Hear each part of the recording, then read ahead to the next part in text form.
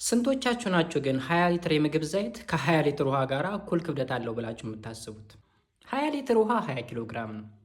20 ሊትሩ ዘይት ደግሞ 17.5 ኪሎ ግራም ነው በአቬሬጅ። እንደ ዘይቱ ይለያያል። ስለዚህ ሁለቱ የተለያዩ ነገሮች ናቸው። ሁለተኛ፣ ዘይትና ውሃ እኩል አይፈላም። ውሃ በ100 ዲግሪ ሴልሺየስ ነው የሚፈለው፣ ዘይት ደግሞ በ300 ዲግሪ ሴልሺየስ ነው የሚፈለው። ስለዚህ 3 እጥፍ ልዩነት አለው ማለት ነው።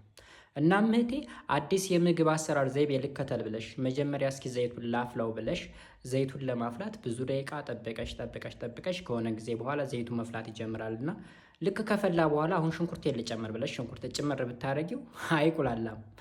ቀጥታ ወደ ጭስነት ነው የሚቀየረው። በቃ ያራል ሽንኩርቱ ምናምን፣ ቤቱ ጭስ በጭስ ይጎናል ምናምን፣ ብዙ ነገር ነው የሚፈጠረው። ስለዚህ ቴክ ኬር።